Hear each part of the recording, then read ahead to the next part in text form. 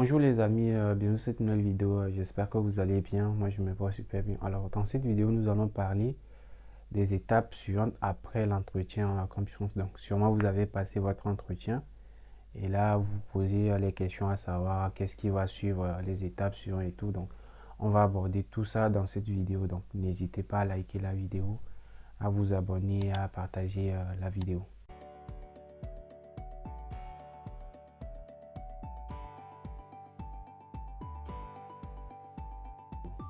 Alors ce que vous devez savoir est que après votre entretien Campus France va finaliser votre dossier. Donc, ils vont ajouter dans votre dossier le rapport d'entretien.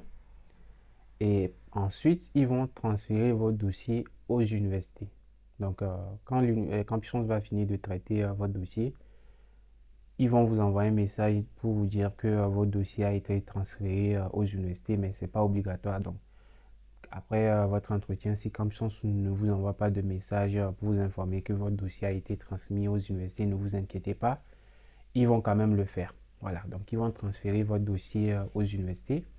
Et également aussi, quand les universités vont recevoir vos dossiers, il y a des universités qui envoient des messages pour confirmer la réception de vos dossiers. Donc ils vont vous envoyer un message disant qu'ils ont bien reçu votre dossier pour la candidature dans leur formation. Donc il y a des universités aussi qui n'envoient pas de message. Donc ne vous inquiétez pas, si les universités vous envoient un message, ça ne veut pas dire que vous êtes accepté dans la formation. Et aussi, s'ils ne vous envoient pas de message, cela ne veut pas dire aussi que vous êtes refusé dans la formation. Voilà, donc les universités vont recevoir votre dossier. Donc ils vont traiter votre dossier. Donc ce que vous devez savoir est que à partir du moment où vous passez votre entretien, voilà, votre dossier va être transmis aux universités. Donc les universités peuvent étudier votre dossier à tout moment et vous donner une réponse à tout moment. Donc, il n'y a pas une période de réponse. Voilà. Donc, c'est ce qui fait que vous allez voir que il y a déjà des personnes qui ont déjà actuellement des réponses et vous n'avez toujours pas de réponse. C'est normal. Les universités ont le choix d'étudier votre dossier maintenant ou après. Mais ce que vous devez savoir est que ils ont jusqu'au 30 avril, voilà, pour donner les réponses aux étudiants. Donc, quand ils vont recevoir votre dossier, ils vont étudier votre dossier et vous répondre quand ils veulent. Donc, peut-être après 2 semaines, 2 mois, 3 mois. Bien sûr, avant la date limite de réponse. Voilà. Donc, une fois que les universités auront étudié vos dossiers, ils vont vous envoyer les réponses. Voilà. Soit une réponse positive, soit une réponse négative. Donc, vu que vous faites plusieurs choix de formation sur Campus, forcément, vous allez voir que des personnes vont avoir peut-être plusieurs acceptations. Donc, ils vont avoir des acceptations dans plusieurs universités et des refus dans plusieurs universités aussi. Donc, pour les personnes qui ont 2 ou 3 acceptations, même si c'est une seule acceptation, après, vous allez faire ce qu'on appelle le choix définitif. Donc, vous allez finalement vous décider pour savoir dans quelle université vous allez vous inscrire pour la rentrée prochaine. Parce que vu que vous avez plusieurs admissions, vous n'allez pas vous inscrire dans 3 universités. Donc, sur Campus France, et dans la partie je suis accepté, vous allez pouvoir faire le choix définitif. Donc, vous allez choisir définitivement une université dans laquelle vous allez vous inscrire. Donc, quand vous allez faire le choix définitif, on va envoyer, voilà, Campus va envoyer un message à l'université en question pour leur confirmer que, effectivement, pour la rentrée prochaine, vous allez vous inscrire dans leur université. Donc, une fois que vous faites le choix définitif sur Campus, vous allez voir que l'université va vous transmettre des informations par rapport à la rentrée, peut-être par rapport aux modalités d'inscription ou comment est-ce que vous devez faire, peut-être pour trouver un logement ou si vous avez des questions ou bien par rapport aux frais de scolarité. En tout cas, ils vont vous donner des informations par rapport à leur université. Donc, si vous n'avez pas d'informations, vous pouvez toutefois les contacter. Ils vont vous donner ces informations.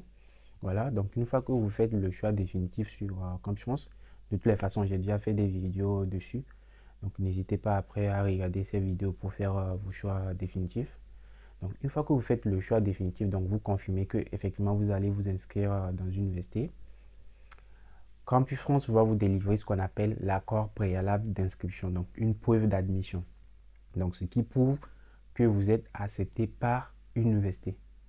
Attention, ils vont vous délivrer l'accord préalable d'inscription que si vous n'avez pas eu une acceptation sous réserve. Je m'explique.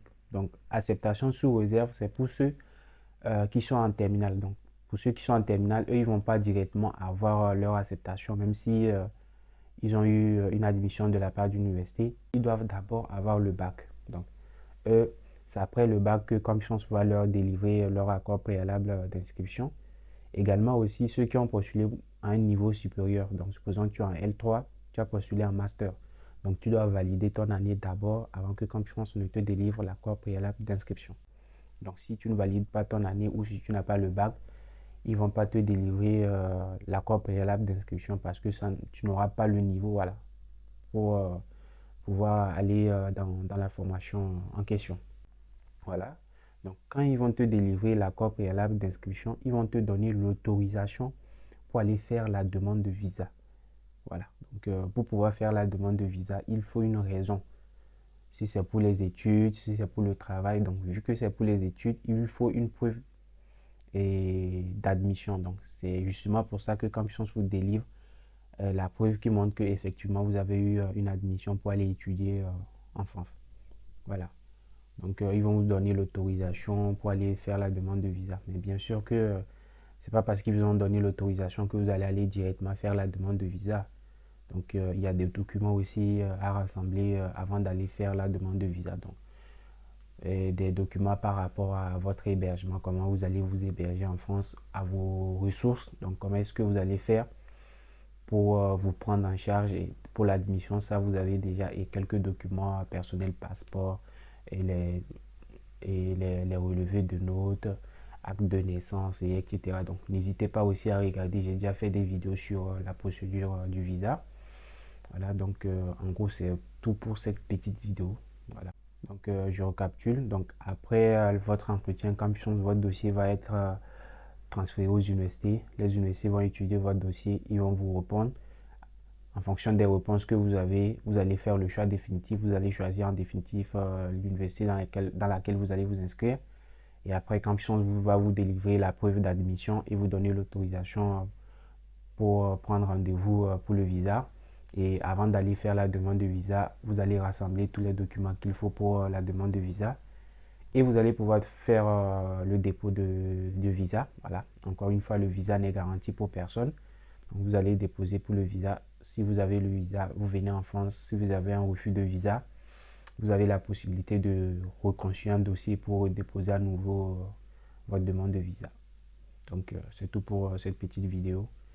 N'hésitez pas à poser vos questions dans les commentaires et à vous abonner pour ne pas rater les prochaines vidéos.